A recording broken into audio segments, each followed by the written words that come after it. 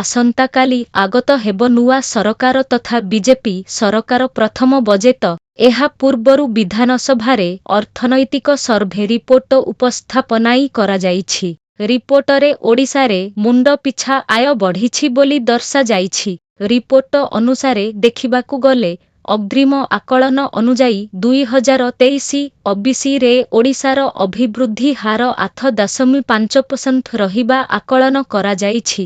ଏହି ଅଭିବୃଦ୍ଧି 2022-23ରେ ରାଜ୍ୟର ଅଭିବୃଦ୍ଧି ହାର ଥିଲା 7.9%। ଶିଳ୍ପ ଏବଂ ସେବା କ୍ଷେତ୍ରରେ ଉଚ୍ଚ ଅଭିବୃଦ୍ଧି ଯୋଗୁଁ ଏହା ସମ୍ଭବ ହୋଇପାରିଛି। ଓଡ଼ିଶାରେ ମୁଣ୍ଡପିଛା ଆୟ 2023 ଅବିସିରେ 1,61,437 ଟଙ୍କାରେ ପହଞ୍ଚିଛି, ଯାହା ଭାରତର ମୁଣ୍ଡପିଛା ଆୟ 1,83,205 ଟଙ୍କା ଠାରୁ 12.4% କମ୍। 2015-16 ପରଠାରୁ ଓଡ଼ିଶା ମୁଣ୍ଡପିଛା ଆୟ 12.1% CAGRରେ ବୃଦ୍ଧି ପାଇଥିବା ବେଳେ 17ଟି ପ୍ରମୁଖ ରାଜ୍ୟ ତାଲିକାରେ ଓଡ଼ିଶା 2022-23ରେ 11ତମ ସ୍ଥାନରେ ରହିଛି।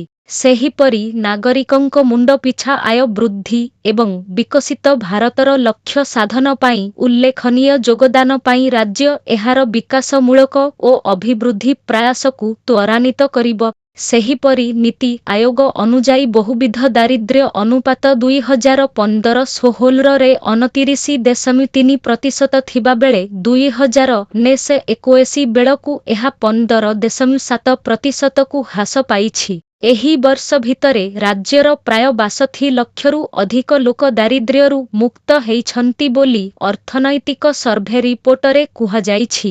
ତେବେ କୃଷି ଓ ଆନୁଷଙ୍ଗିକ କ୍ଷେତ୍ରର ଅଭିବୃଦ୍ଧି 3.5% ରହିବ ବୋଲି ଆକଳନ କରାଯାଇଛି।